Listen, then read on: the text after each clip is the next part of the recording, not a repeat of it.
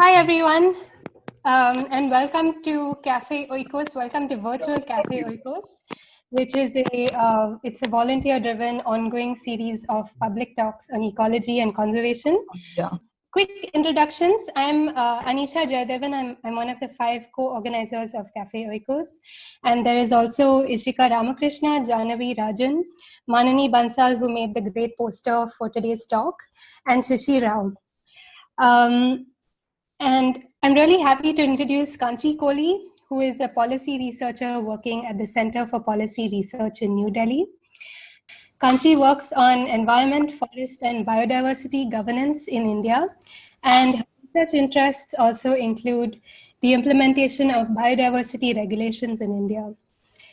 We invited Kanchi to talk today because of the dilutions that are proposed to an already diluted law that, in Kanchi's words, seek to alter the very fundamentals of this regulation. We hope that the talk will prompt all of you attending to send in your concerns about the new amendments to the MoEFCC. So I'm not going to talk too much now, and I'm going to hand it over to Kanchi.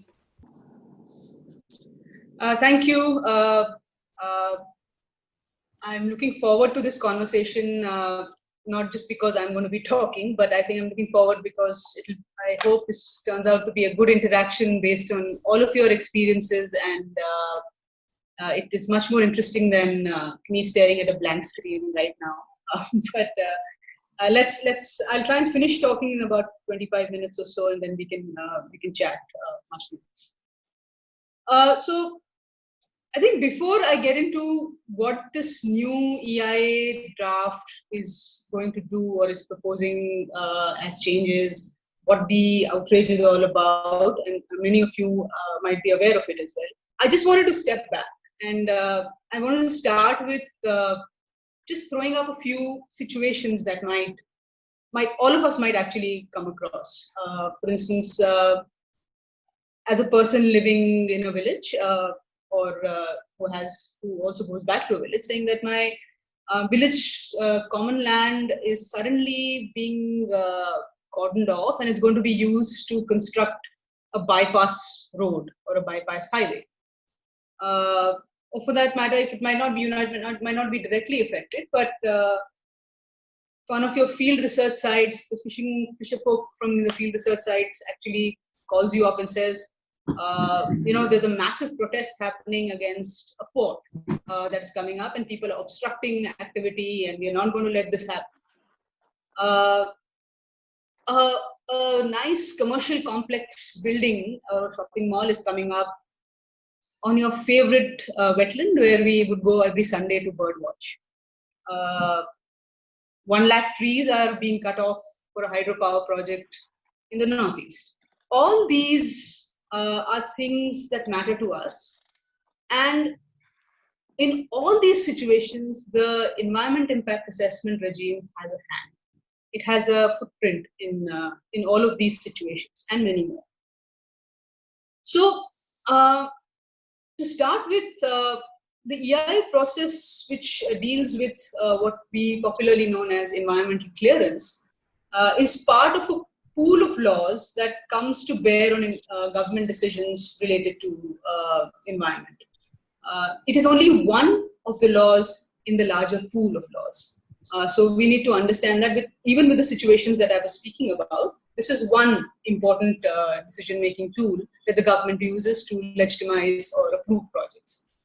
So when the EIA system was first introduced in India, officially the EIA notification dates back to 1994, but the practice of environment impact assessments predates that. So for hydropower projects and a couple of other sectors, EIAs were done, but a formal notification comes in only in 1994. And 1997, a very critical, a very critical component of public hearings, which we all talk about a lot, gets added. But I think what is important to understand now, and especially in this context, is that this law came to India, like in many parts of the world, as a package law. Early 1990s is also when the world is liberalizing, economies are opening up. So EIA is actually offered as a package law. Like we will bring in, investments in the country, and investors also spoke about good environment impact assessments, which actually will enable, government to take good decisions, less environmentally harmful decisions. But it was never a conservation law. That is important to understand. It is a regulation which has, in its design, a regulatory decision as its outcome. So its outcome is not environment protection necessarily. Its outcome is a decision, and this decision might lie in three categories. Yes, a project can go through. No, a project cannot go through. And yes, but. So a project can go through with a list of conditions. And as you would widely see, most of the decisions on related to the environment impact assessment or environmental clearance is in the yes but category. Very few in the or close to zero in the no category. So this background is important to keep in mind, because what we're seeing now is actually many years of this notification being in place, much debated, and the new sets of changes are also coming at a very important point, and it has to be linked to how our economy is actually structured. So the EIA actually threw up many first generation issues, which many of you might be very familiar with. And these first generation issues, as my colleague Manju and I have written about, many of these first generation issues had raised things like, oh, the EIA system is extremely centralized. So if you're in a remote area, you're not going to be able to weigh in on that. The quality of EIA is extremely poor. You have issues like copy paste EIAs. You have, like, one of the recent projects in Delhi had names of birds which included cow, donkey, all those kinds of very important birds of Delhi that were listed as part of it. The quality of EIAs is extremely poor, as first generation issues that have remained so far. The independence of EIA consultants has been a question from the very beginning.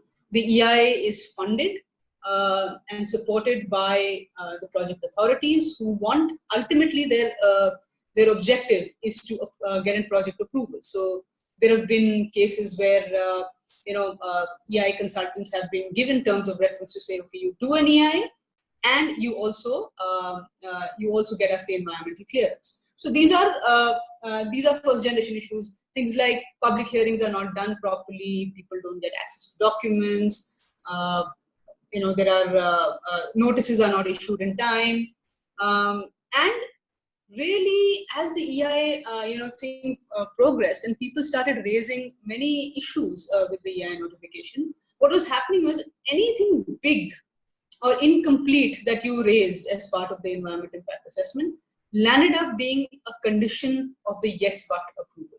So big wildlife studies, big water conservation studies, all became post facto studies. So the safeguards which were supposed to be to mitigate impacts became very almost like the impact assessments themselves. So for instance, I'll give you an example of, I don't know, many of you would have traveled on the Mumbai-Pune Expressway. Now, when the Mumbai-Pune Expressway was actually being constructed or was being appraised for environmental clearance, this was part of the 1994 notification. And 1994 notification basically was based on investment size. 50 crore investment, you would, at that point of time, it was 50 crores investment.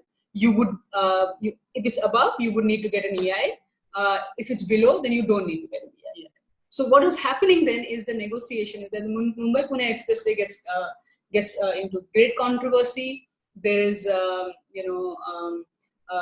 this, especially this Lonavala-Khandala bypass section, which is extremely biodiverse, ecologically fragile. It is part of people started raising lots of issues about it. And what happened was, in the decision making, because this was coming in the way of the construction of the highway project, they said, okay, Lonavala-Khandala bypass, we will break it out from the EIA process, let the rest of the project continue. We will do a separate EI only for this project. As the project continued, the Lonavala-Khandala bypass EI never happened because they said it is under 50 crores. So these kinds of first generation issues which the EI regime was facing actually continue to persist even now. Subsequently, when we were doing a study, we found out that the cost of it was way over 100 crores, 120 or more crores only for the Lonavala-Khandala bypass. So this was a way around the EI notification, which is even what we see now. As the EI regime progressed, what we saw was a whole bunch of second generation issues that came up. And these second generation issues were things like many projects that were set up as part of the first pre-EIA time or after the 1994 approval were up for expansions. So what we were dealing with, not necessarily greenfield projects, but projects with existing footprint. So, a road that is getting extended, or a capacity addition to a thermal power plant, or a mine wanting to expand. So many of those expansion related issues came up. What also came up was the projects that we're talking about reaching out to newer geographies. And this is newer geographies which were already conflict ridden, that had additional constitutional protections like Schedule 5 and Schedule 6 areas. These were lots of second generation issues that came up, where there were other safeguards of consent, of Gram Sabha approvals, all those kinds of things that were coming into play with the EI regime. And the third part of this, second generation set of issues was this thing about all the safeguards which were considered to be the fig leaf for approvals in many ways. They said, okay, let's approve now, but many of the problems that you raise in public hearings or as part of your expert comments, or otherwise, these can be handled because if we do additional studies. So while a project is being built, we will continue to monitor whether it impacts Alfonso mangroves, or whether it's while a road is being constructed, we'll continue to monitor whether it would impact elephant movement. So these are the kinds of things that came up much more as second generation issues, and they got exposed because there was clear evidence of over 99% non-compliance of the safeguards that were listed as part of the EIR approvals. So now, with this happening, there was what I would say the 2006 moment, or 2005, 2006 moment, where there was a lot of discussion. There were high-level committee reports, like the Govindarajan committee report and others. They kept saying, okay, this is a roadblock legislation. We need to fast-track approvals. We need to bring in efficiency. We need to bring in speed. And this could have been an opportunity when what the government was calling re-engineering could have taken on board the first generation issues and tried to resolve them, and recognize the second generation issues as well. But that didn't happen. And that didn't happen, and it was in many ways a lost opportunity. And what was very interesting is that this notification, which was issued in 15 September of 2005, took almost exactly a year before it was finally issued on 14 September 2006. And it was exactly a day before it would expire. And this was that time there was within 1 year you needed to any draft notification had to be issued as a final notification if it wouldn't expire. So this happened because there was a huge uproar, and there was a death certificate issued to the Ministry of Environment. There were MOEF Chalo and lots of other campaigns that were going on. And the reason I'm mentioning all this is because it all sounds like what is happening now. A lot of people are upset with the EI regime. No matter how faulty it is, still want to hold on to it. So this was actually the state of affairs even back in 2005 when the last big overhaul was happening. And but the EI notification, as we know, as 2006 does come in. And what it does is at least 4 or 5 different things that reads down the 1994 notification. So, you enhance the notification or you read it down. And you read it down in many ways by saying there was some mandatory site inspections that were required in certain instances that was removed. Only a draft EIA came before the public, not the final EIA. New sets of exemptions came in. And one very interesting thing came in there was this whole negotiation of a sector that is at the heart of many of our issues that we are talking about, whether it is projects like Lavasa, whether it is projects like, whether it's the whole air pollution issue in cities, is the real estate sector. At that point of time, the real estate sector, because the consultations for that notification was actually happening with a lot of industry bodies, including the real estate associations, it was argued on paper saying that the real estate sector or the building and construction sector actually should not be treated like the industrial sector. That is because the only pollution is human breath and the only effluent is human waste. So we should be treated separately. And that is why today you see a situation where, whether it is the expansion of the parliament building or the new parliament building that is being created in Delhi as part of the Central Vista redevelopment or many other real estate projects that you would see, do not need to go through environment impact assessment and public hearings because it was argued vehemently that these are not polluting. So I think this background is important to see how different sectors have consistently negotiated their space in the EIA notification. But now, despite all these problems, EIA and the environment clearance regime has remained the most, as my colleague Manju and I often write about, is the most socialized environment regulation. And socialized not because government wants has wanted to make it popular. It's because people have actually pushed the limits of this notification and adopted it as a notification that they want to use, politicize, use for all kinds of purposes, both in terms of critiques to EI reports or participating in public hearings, litigating on it, speaking about it. So it is one of the most socialized legislations that we've spoken about, and in India, and also one of the most politicized. Now, I say this also because, like, for instance, you take many projects that have been huge projects that in the last few decades have been very much part of and at the heart of the environment and development debate.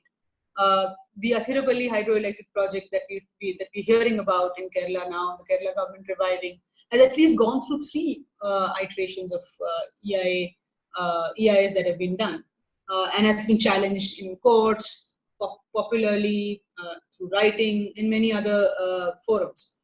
The POSCO steel plant and port project in Odisha, which several of you might know about, and was going to impact a large part of coastal Odisha, had to go through the EIA process. In fact, for a very long time, had to review its environmental clearances processes. Lots of comments had been given. A lot of new kinds of changes to the regime came up through this. The things, even issues like newer issues like the steel flyover in Bangalore or the Signature Bridge in Delhi. These were also new projects that people really used the EIA notification and interpreted it to say these kinds of projects, which obviously don't fit into certain categories, should be treated as area-based projects. So we need to do an environment impact assessment on it. So actually, in many ways, people have pulled the notification despite its flaws towards environmental and social gains. So I just wanted to flag that the EIA process, the environment impact assessments as a system of environment regulation has been tampered with several times, and at other times attempts to tamper with it have been questioned and challenged. So you see a lot of popular responses to things should not change, or there's been litigation on it. So the government has always tried to change, mold, and all the narratives that you're talking about of ease of doing business, fast tracking, green terror, all those kind of things. The EIA process has been very much at the heart of all this controversy. So now we are at the draft EIA 2020, and what does this change? If it's already kind of things have not been very great, and how different is this moment for us? Now, other than the fact that this comes around the COVID pandemic, its limitations for us to be able to discuss it. At least some of us are being able to discuss it here in the Zoom formats, but places where the impact of these changes would be the maximum, there's absolutely no scope of being able to discuss this. Even if you use technology to discuss this is not the moment, because people are dealing with serious economic problems, social and health problems. And this EIA notification has been pursued by the Ministry of Environment, and at max we've got till 30th June, that is end of this month, to respond to it. Otherwise, the ministry goes into its process of issuing the revising the comments and issuing the notification. Now, the new, in many ways, I just wanted to flag is that the new EIA actually doesn't it's not just more of the bad thing, or it doesn't make things worse. It actually changes the very fundamentals of the EIA system, at least in 4 ways. Now, if you take 4 fundamentals of the EIA notification, one was prior environment impact assessment. So before you start constructing, it's a prior assessment. 2, public participation. 3, there'll be detailed scrutiny and appraisal by expert bodies, and only then approvals will be given. And 4, compliance with safeguards. Now, even if we just pick up all these 4 fundamentals, the EIA notification 2020, the draft EIA 2020, actually changes all this and much more. Now, for instance, I say this because there would be, for instance, there are many more projects that are added. You appear, let's say, 83-page notification. You feel like there's a long list of projects. So many more projects have been added, but with much lesser regulatory oversight, because there is a new category of environmental permissions other than prior environment clearance that has been added. There are many projects that get complete exemptions from impact assessments. Public consultations are extremely challenged. There's a shortened time frame for constructions.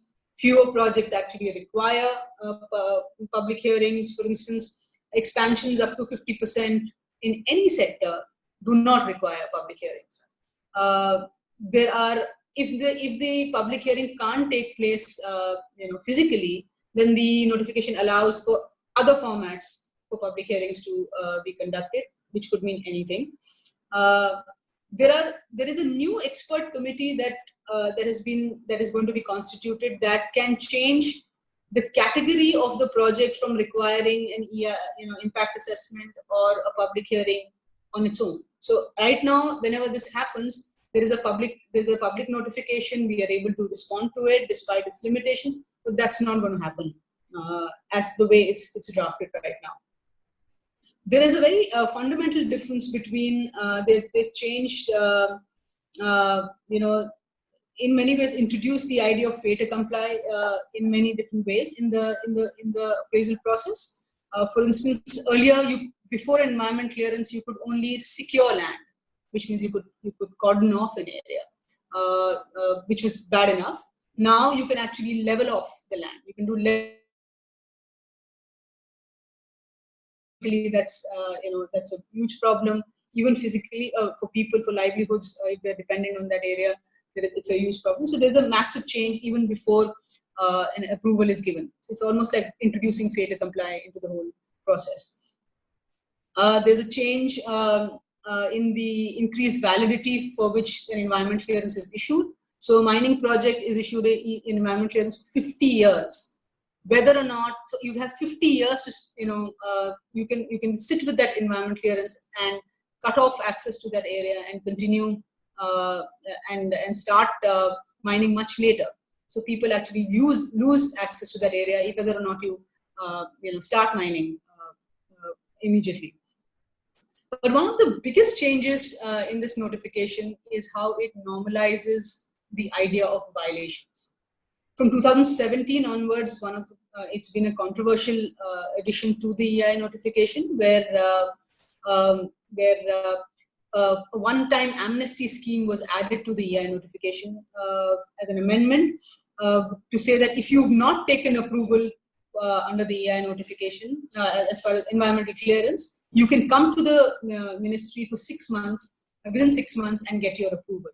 There are at least over 3,000 projects that actually applied for this. In fact, the recent example of the LG Polymers gas leak is a very, very significant example of a project that was pending before what has now become the violations committee before, in the Environment Ministry, so dedicated violations committee. What this notification does, it actually normalizes it. So it completely defeats the purpose of the idea of the prior environmental clearance, prior public hearings, and introduces further, the idea of fait accompli. Because once you've already constructed, built it, any amount of study or any, even if you're pushed to actually do a public hearing, will it actually lead to dismantling of that project or reversal of all the damage that has already been done? And finally, the big change here is, or rather it further reads down, it wasn't a very strong part of the notification, but it further reads down, what it further reads down is the idea of how the monitoring of the compliance of conditions would take place. Earlier it used to be 6 monthly, now it is annual. And despite several examples, and I'll be happy to share some of those examples with you if there is time, which we've also worked on, people have systematically monitored projects on the ground, looked at compliance of conditions, and given feedback both to project proponents as well as the government to say that these conditions either don't work or they're not being complied with, so they need to be revisited, have had a bearing of how expansion activities take place or pushed projects into compliance. So these are some big changes that change the very basis and the idea of an already weakened and challenged environmental EIA regime. So where are we as citizens here then? And I'll just end with that. In many ways, I was just thinking of what can, I mean, this has been on our mind, and this is, I hope it's on everybody else's mind as well. What can we do? So I was actually trying to make it more interesting for myself, at least. I said, okay, why don't we talk about at least 3 things we can do, and which is not rocket science. It's, I'm sure you all know. But let's talk about an EIA for EIA. So let's engage with the notification, try and understand the political context, and from each of our area of strength actually weigh in on it and how it's been diluted or has been read down or has been made better or can be made better. Let's use that engagement with the notification to interact and learn from this analysis, share as we are doing now, because each of these sectors and each of our thematic areas of work can really have a strong bearing on how the notification can be shaped for the future, whether or not the government right now listens to us or not, but we can at least try. And finally, I think with engage, interact, and finally assert. We have to be able to talk about these important problems and the very basis of our environment impact assessment regime, no matter how faulty it was, being under serious question. So let's do EIA for EIA. And I'll stop there.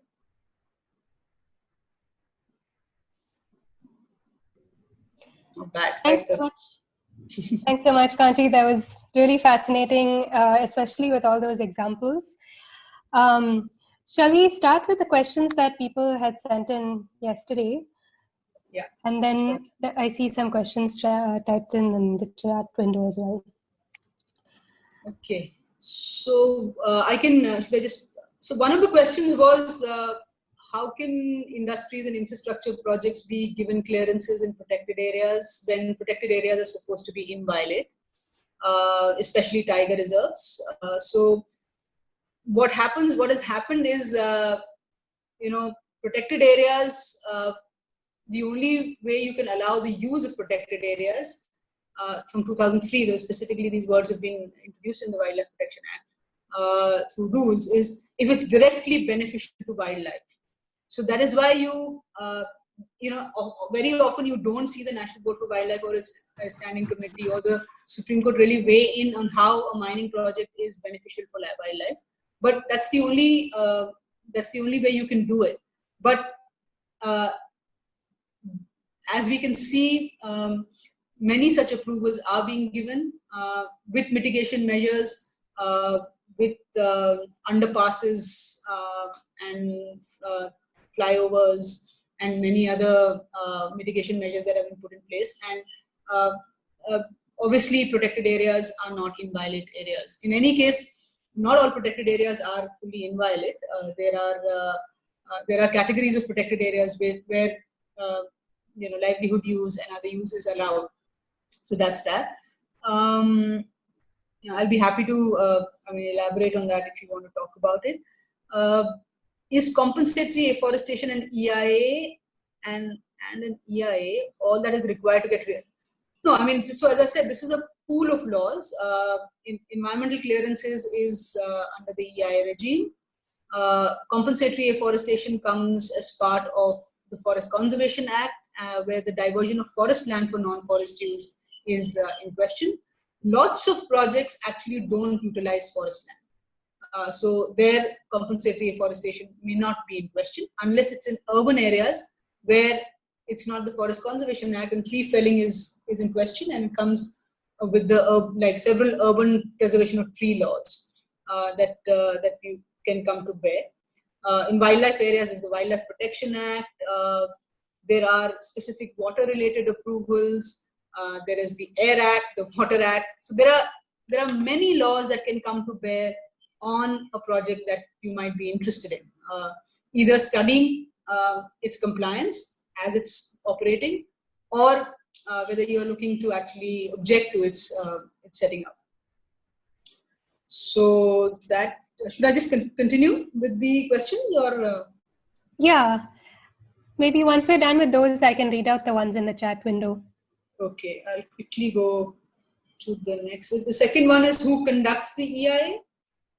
If a third party is hired, is the government who hires them?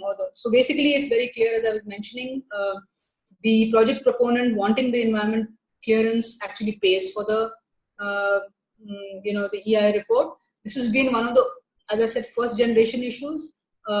Planning Commission back then has actually even recommended setting up of an independent fund for carrying out EIS. So the connection between the EI consultant and the project proponent is broken. So there can be possibly a little more independence in the way EIAs are done, and a lot of EI consultants have also spoken about it. Number 3 is peer review of documents. There is no formal legal requirement of peer review of documents, but I don't think it stops any one of us from doing it. I think the recent submission that was made as a part of the forest diversion proposal for the Italian project, I think that is a very good example of how, if we know people who have actually done studies as part of this, of clearance regimes of any kind, approval regimes of any kind, it doesn't stop us from being, doing that peer review. Even though formally it's not required, but I think if we build that practice, maybe that consciousness will also arise. So I think it's a great idea to be able to do that. yes, of course, there are several loopholes in the EIA process, even without the amendments. In fact, a large part of what EIA 2020 is doing is basically bringing together a lot of those loopholes. So and it's giving it to you in one package document and making things some more worse. So these practices have definitely been in place. So that's why I think assuming that the EIA process is a sacrosanct process, it's not full of politics, it's not full of loopholes, is definitely not what we should start with. Yet it is that thin thread that we have still to seek accountability, to seek public participation, all those kinds of things. It's also one of the few,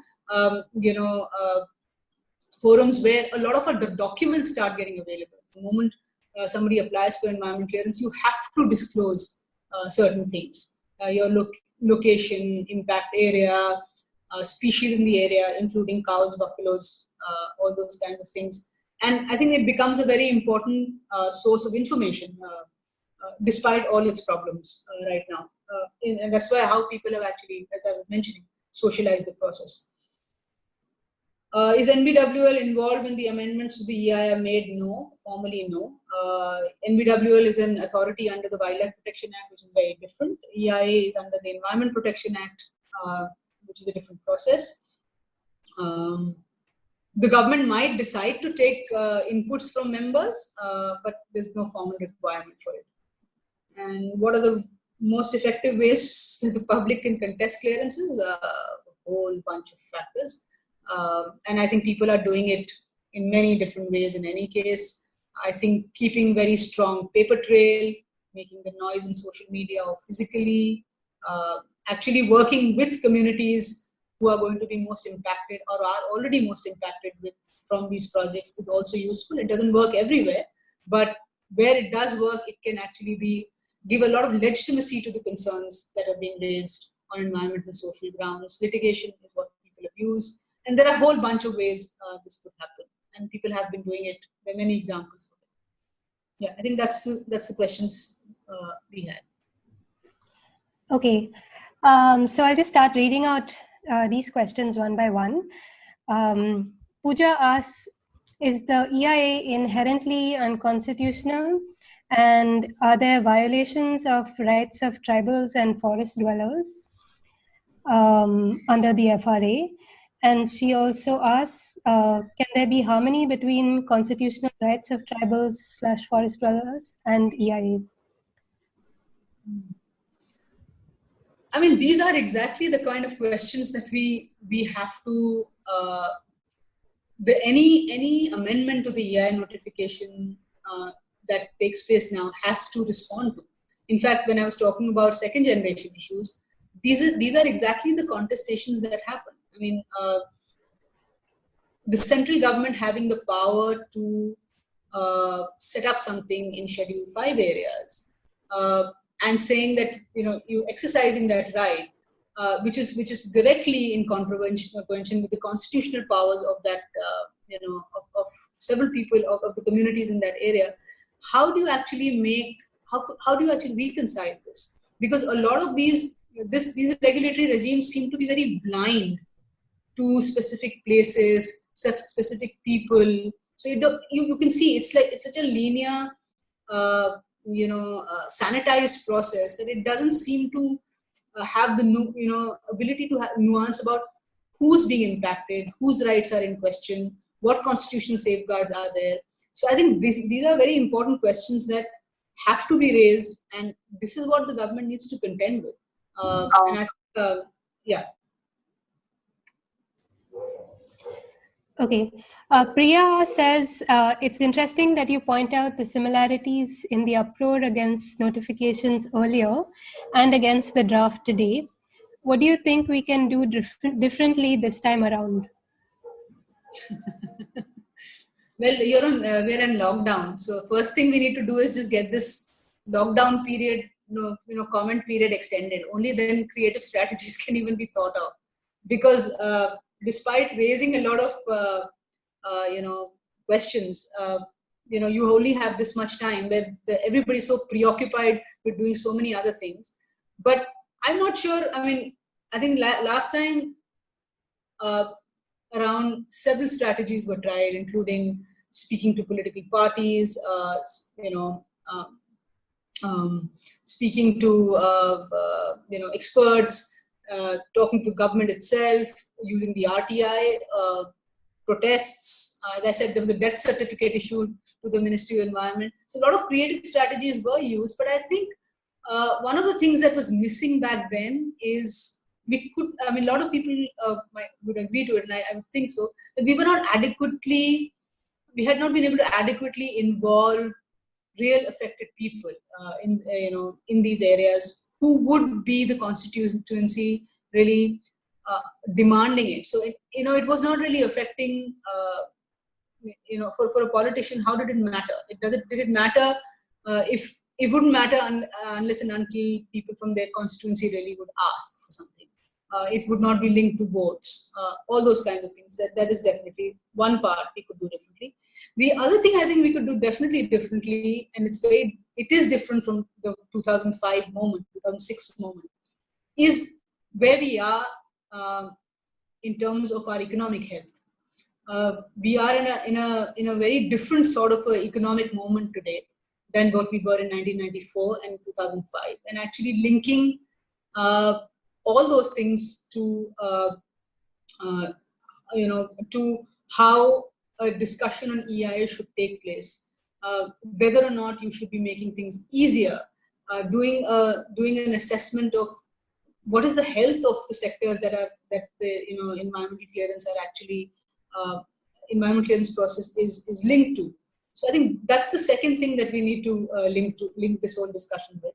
And the third thing, again, which was not as dominant in 2005, is and even earlier, of course, there was discussion about it, is the climate crisis. You have a much more sophisticated understanding, much more discussion on climate change and its impacts. The EIA regime is completely incapable at this point of time to deal with any of those impacts. People have been raising these issues, but I think these are the three things we can definitely talk about, and through various strategies that we want, that this current regime, this current framework is actually not responding to at all, and needs to definitely speak to. And was it just social media protests and letters to the ministry that helped to extend the deadline for the comments? The present set of comments? Yeah. I think there were lots of people who wrote to the ministry, including the Parliamentary Standing Committee on Science, Technology and Environment. And there must have been other letters too. So I think there must have been a bunch of strategies, including, of course, the online petitioning. A lot of noise raised. Lots of petitions had been put up asking for that extension. But I don't think it's enough. 30th June is definitely not. Because I don't think things have changed that dramatically from back in March. Right. Okay. There's another question from Meha who asks, what exactly do you mean by the EIA being funded by project authorities, and how can we come to a point where it is entirely dependent of any of the project authorities' opinions? So basically, if you read the law, it very clearly says that it's the project authorities that need to do the environment impact assessment and put it and submit it as part of after they granted their terms of reference as part of their application. So when the project authorities are told to do the EIA, they don't do it themselves. At least most of them don't do it themselves. They hire an EIA consultant, and they pay an EIA consultant to do it. It could be a government agency like a quasi-government agency, or it could be a private. In fact, there are lots of EIA consultants that have come up. In fact, some of the first generation issues of quality of EIA led to an accreditation of the EIA consultants. That process was put in place, which is extremely problematic in its own way. So the government's response to bad quality EIA EIS was not to recognize that the project proponents and their link with the EI consultant would have a direct bearing on the quality of EIS. They said, okay, it's like any other sector. You like chartered accountancy or whatever. You would actually have an accreditation system in place for that. And from what I understand and some of the earlier interactions is that even if you cross about 50 to 60% of your accreditation criteria, you are given an accreditation as part of the NABET accreditation process, which is hardly anything. So there is a direct financial link between the EI consultant and the project authority. And that is what I was saying that a lot of people have recommended in the past, including a planning commission committee, which very clearly said that this connection needs to be broken and there needs to be an independent pool of funds that needs to be set up where anybody who wants to do an EI puts in the money there, and that pool of funds is, so all the detailed mechanism of that was not had not been worked out, but the recommendation was that you need to set up an independent pool of funds, which you actually remove one barrier or one kind of influence on the consultants. That is what it is. But things, the newer kind of suggestions are like peer reviews, retrospective EIs. These are all interesting things that can be brought in now to strengthen the EI regime within its limitations. Thanks. There's a somewhat similar question about how projects that are very clearly bad for the environment but also financially unviable, how does the EIA for these projects stand up in court? For example, the Italy hydro project. How do you stand up in court? Yeah. We have to see, in many ways, we have to see the political economy of decision making. We need to see how many factors other than good, sound ecological understanding or financial understanding come to bear on both how approvals are given, whether it's Italian or it's POSCO or it's coal mining in central India, whether it is the Central Vista project, anything. There are many other factors, political, social, strategic factors that come to bear on environmental approvals. For instance, the 7 wells that were granted approval in Bagjan, where the gas leak happened and there was massive fire still burning, the 7 approvals that were granted for additional wells on 11th of May approved that project without public hearing and approved it saying it's a project of national importance.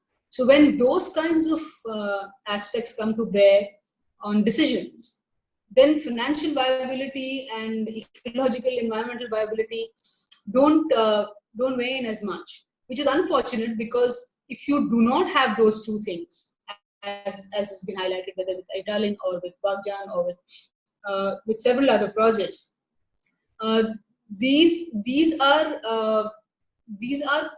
issues that are bad for business in many ways. So if these things happen, there's a huge environment, social impact and health impact that we're talking about, but it's also bad for business. Why should you take a bad approval or a poor quality approval, do a poor quality compliance and actually land up in a mess like several projects that have been asked to shut down, whether it's Sterlite or LG Polymer. There's so many other instances where the consequences don't help business, they don't help environment, they don't help communities. Okay, Guru asks, are there instances when there are representatives of the local government institutions participating in the EIA? And are the EIA reports translated into local languages? So, I guess, sorry. no, continue. Is this what the draft seeks to dilute? So, I mean, the local government institutions, see, the EI consultants never involve any local government institutions as part of the EIA process. Now, the local government institutions, they have their own powers to be able to question entry into an area, people collecting baseline information, if they do land up going to that place to collect baseline information. A lot of times that's not even done. So, in many ways, I don't recall any instance where people have been involved in this process at all. What was the second part of the question? If the EIA is translated into local languages. Yeah. So before public hearings, the EIA is supposed to be available in the local language. That's a first generation issue. A lot of times this is not available. Only the executive summary is available. There are lots of issues with that. And even if it is available, it's turned into such a technical document that it's written in such a way that most people are, it's very alienating from most people. It's structure, it's very daunting, it's heavy, it looks very scientific. Even if it's got, doesn't have very critical information, got a lot of loopholes, but it looks very, not very palatable for people who are not familiar with that format. Thanks. I'm just trying to understand this question. So Kashyap asks, although clearances are given to some projects and damages have been caused, the organizations will be penalized for the damage. How come the penalties cover up damages already being caused, and what can be proposed here?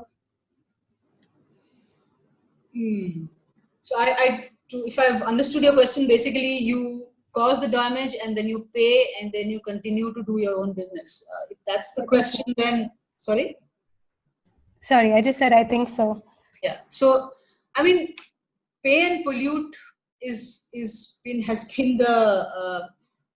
been the unfortunate consequence of a lot of decisions that have been taken even by regulatory authority and courts, where the two things that happen: one, of course, an illegality gets legitimized only by payment of payment for damages. And this is not in all cases. A lot of things, a lot of places that doesn't happen. But in some places, what happens is that a gross violation of law lands up just becoming an eco-restoration fund in the hands of a committee, which might actually use it for very different purposes and not really even involve people who are directly affected by these non-compliances or impacts that we are talking about. So these are long-standing problems of how compensations and liabilities have been dealt with both by regulatory authorities as well as courts, and a lot more work and thinking needs to be done in this, and lot many more people need to talk about it. So if a fine is instituted, doesn't mean the problem is solved, because a fine doesn't necessarily mean a cleanup. It doesn't mean restoration. It doesn't mean already the health impacts will go away. So it's a very limited response to damages that have been caused and the illegality and injustice that's been caused. Thanks. There's another question about whether people's requirements are taken into account during the EIA. So the public hearing process, wherever it's applicable now, so I mean, people raise a whole bunch of questions at the public hearings, including jobs, schools, roads, all kinds of matters. But the purpose of the EI process is that, and that's what changed in 2006 very significantly, is that what they do is they bring you a draft environment impact assessment report, which in many cases is an extremely shoddy document, you're supposed to look at that draft environmental impact assessment report and get back at the time of a public hearing or in written comments in terms of what is missing, what you need to add to that draft environmental impact assessment report. And as I was saying, that's in a very highly technical format that comes to people. So you do give it in. It goes to an appraisal committee, and which is where the appraisal committee, as I was mentioning, that one of the fundamentals was detailed scrutiny and appraisal. This appraisal committee is supposed to look at the EIA process, the EIA document, the public hearing inputs, the written comments, and see whether the impact assessment is adequate or not. This committee can actually do site inspections. It can do a lot, but repeatedly, as you would see even in the EIA 2020, this committee has been asked to ask fewer and fewer questions because that delays. If you ask too many questions, it delays matters. So what might happen is that an EIA document would go before the public hearing. Lots of questions will be raised. However, those questions, those questions may never get answered, and you will never know whether those questions are answered or not because the expert committee did not ask those questions. And the law says don't ask too many questions because they will be delayed. So a lot of those questions, wherever you had the opportunity to even raise them, might land up as a condition of a yes but approval or not be considered at all. And the final document based on which an approval is granted never reaches the people. Neither, so there's only a public hearing where a draft comes, and the final document you will not see till the approval is actually granted. So it's a limited space, but it's a space which, as I was saying, people have really politicized in many ways and pushed its limits. Okay, a couple more questions, and then I think we'll call it a day. So BAB asks, EIA within EPA, PESA, and CBA Act are applicable in an area identified with coal deposits in remote areas. Which law takes precedence in such a case? EIA within PESA and CBA? What was that? Within EPA, PESA, and CBA. So they're all standalone laws. Basically, Environment Protection Act has a notification called the Environmental Impact Assessment Notification, which basically helps regulate the impacts of a project in an area. The Panchayat Extension to Scheduled Areas Act is for 5th scheduled areas recognized under the Constitution, which gives different safeguards, not just related to land use change, etc. So where communities living in that area have the right to consultation whenever any land use change is taking place, all those kinds of things come in. The Coal Bearing Areas Act is a land acquisition law. So basically, any area that is where there is, which is very simply coal bearing, which has coal, the government can use the Coal Bearing Areas Act and apply and acquire the land. So all these three are standalone laws, and they can operate at the same time in a particular area. Sorry if I can come in. I just wanted to clarify my question.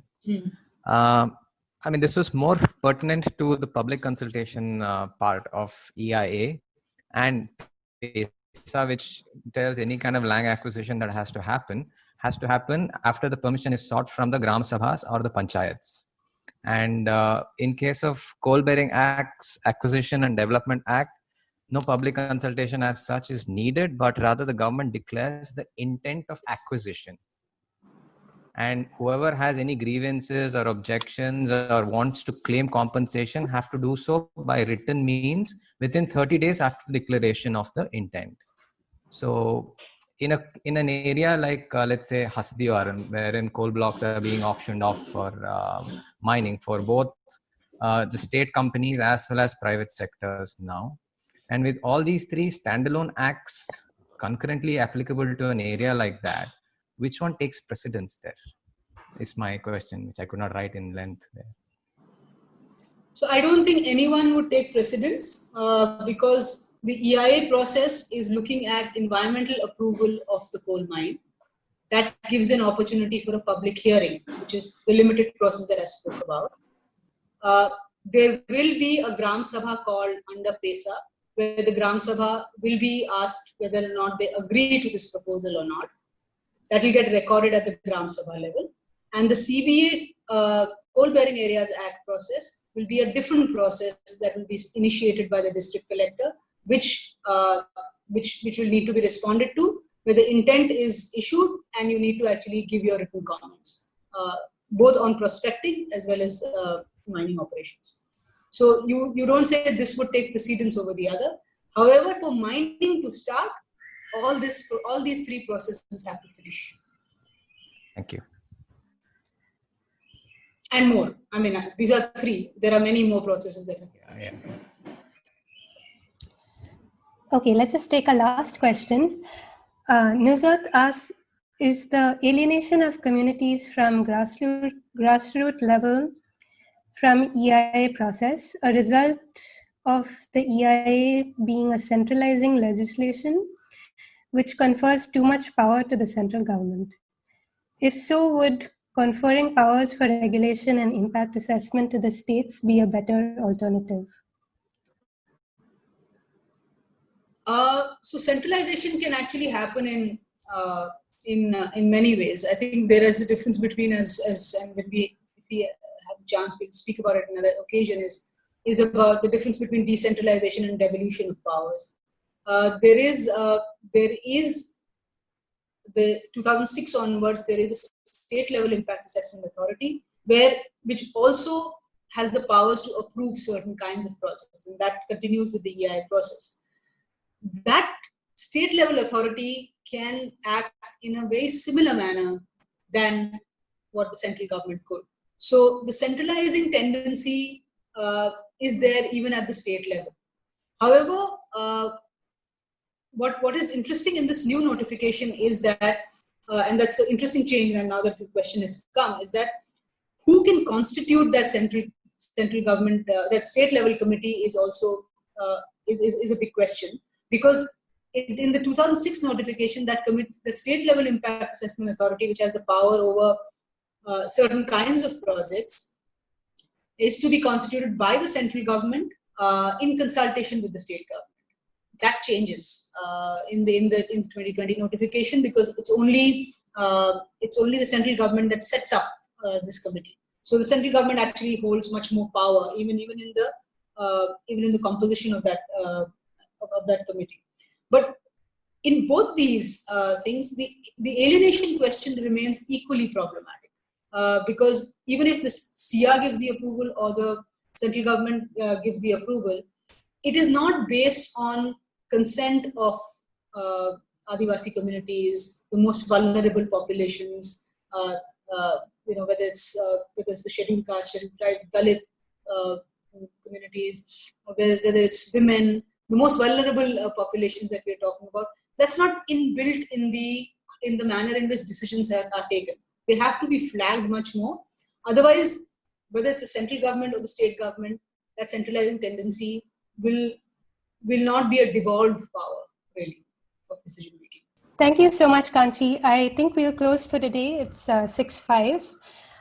So I'm sure I speak for everyone when I say that today's session was immensely useful to understand more about the EIA. So I hope all of you who attended today will be a little more vocal about it. And I speak for myself when I say I feel there's so much more to read about it. And I think it's really just come into the spotlight now with COVID-19 and all the clearances during the lockdown. So thanks again, Kanchi, for agreeing to do this on short notice. We also have a mailing list, cafeoikos.blr@gmail.com, so you can subscribe to find out about future talks. Thank you so much. Thank you. Bye, everyone. Bye-bye. Bye. Good evening.